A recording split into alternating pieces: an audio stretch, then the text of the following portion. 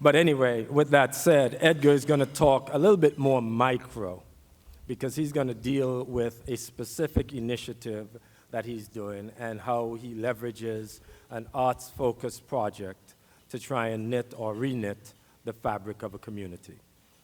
And then Samina is going to be in a much more global conversation, looking at how we can heal communities through a common understanding of our shared humanity, if you will. And so a much broader, more intellectual perspective.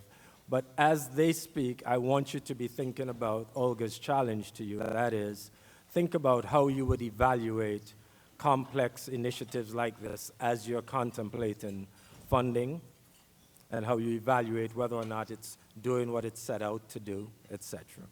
So with that said, I'm going to turn this over to Edgar to start. Egbert to start. Edgar. Hi, everyone. So it's really great to be here. Before I start my presentation, I want to, how do I sound, by the way? Am I too loud? Okay. I wanted to thank my friend and mentor, Ruby Lerner, who's really been instrumental in helping and shape the Watts House Project into a nonprofit. And Ruby, I know I never asked you officially to be my mentors, and hopefully it doesn't cost anything, but if so, I can apply for a creative capital grant. Hopefully that it's not a conflict of interest, but maybe we could talk about that later. So the Watts House Project, what is it? It is an ongoing collaborative artwork in the shape of a neighborhood redevelopment. Our mission, our goals, and the overall vision of the project has two branches to it. The first one being the beautification of all 20 properties that are on East 107th Street. Let me take a step back. The project is located in Watts, directly across the street from the historic Watts Towers. There's 20 properties on the street, and what we're trying to do through collaboration between an artist and an architect is to transform both the interior, the exterior, the front yard, and the backyard of all 20 properties. We hope to do 4 homes per year, and by 2013, you'll see this artwork culminate into a community. The second phase of the project is our 5 essential programs, and not necessarily in this order. Is the creation of an artist in residency program that would have both exhibition space, workspace, and housing for the artist. The second thing is a cafe project. Because for any of you who've ever been down there, you'll know that there's really no destination when you go and visit the towers. There's no place to have a sandwich, a coffee, or even to sit to be able to see the towers. The third thing is some kind of a social service. At this point, I imagine that it might be daycare, but that's something which needs to be articulated over time through conversations with the residents themselves. The fourth thing is an office space for us, because at this point we're nomadic, and that's by design. It keeps our overhead down very low, and also, it allows us to be able to occupy people's living rooms and front porches without having to pay any rent.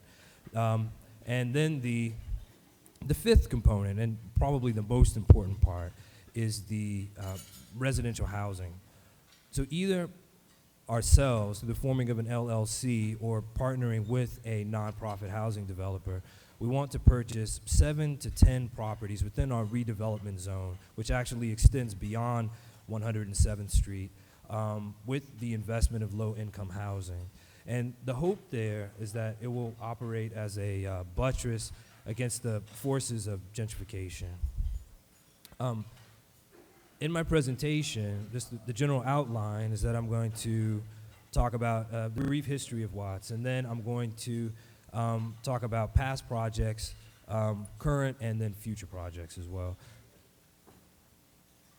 A brief history of Watts. So in 1820, Watts was a rancho. It was a Rancho La Tuata, which was a grazing and beef production. But by the 1870s, the West, particularly Southern California, had a huge migration of Europeans and Southerners and Easterners.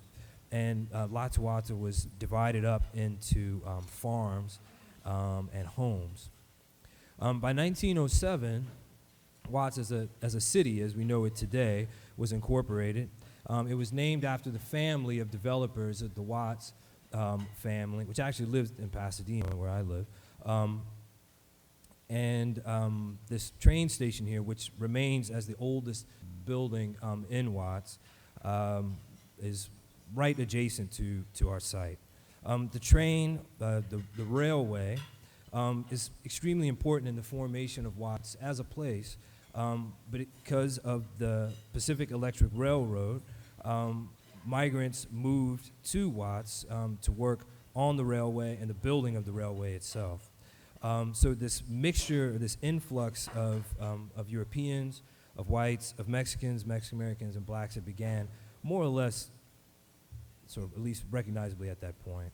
By 1915, Watts is the home to thousands of European immigrants, which, to understand, for those of you who've ever been there before, or to Los Angeles in general, that it's kind of like an ocean. With every subsequent wave of migration, it kind of erases the one who was there before. So when people come and visit the towers and see Simon Rodia's work, which I'll show you in a second, they think, well, maybe Simon Rodia was the only European in Watts, but he was amongst many at that time. So by the 20s, land was cheap, and workers were able to build homes in Watts. And this is where my story begins in relationship to the city, because in 1923, my grandfather migrated on the railway to Los Angeles from Greensboro, Mississippi. He was able to, make a living for himself, buy himself a home. My grandmother never had to work. He raised 5 kids. My grandfather was a self-taught painter and an inventor, but he had a 6th grade education. And in a lot of ways, my grandfather's experience is the thing which informs my, attraction to the goals of the Watts House Project. By 1921, Simon Rodia has begun the construction of the towers. Now, I don't know how many of you are familiar with them, but Rodia was an Italian immigrant who began building this work in his backyard. It took him 33 years. Once he completed it, he basically packed up and left. So by 1954, he was like, I'm done, I'm gone, never returned. In my opinion, it's one of the most significant sculptural public works within the 20th century.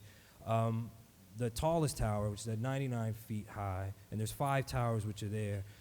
The site itself consists of 17 sculptural elements. There's a baptistry in there, there's a wedding chapel in there, there's a ship, which you can see down here at the bottom. What else is in there? It's fantastic, so you guys have to come down and see it. So by 1930 and into the 50s, we had the war effort which is going, so we have hundreds of thousands of immigrants and hundreds and thousands of blacks that are now immigrating to the Los Angeles area, working on the war effort in the light aerospace industry, automotive industry, and Central Avenue really became a very vibrant black middle class in Watts. But by 1954, a lot of these industrial jobs had started to disappear.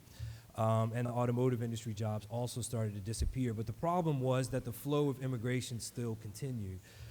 So once the tax base started to deteriorate, the social services and the infrastructure for the city also started to deteriorate. And the problem with, not segregation, what's the word? Ancillary housing practices was that people couldn't really leave to go somewhere else. So by 1965, what started off as an ordinary traffic stop sparked that singular event, which I think eclipses all of Watts' past, present, and future, the Watts riots. So the same military-industrial complex that the people of Watts helped to build during World War II had come back as a ghost to haunt them.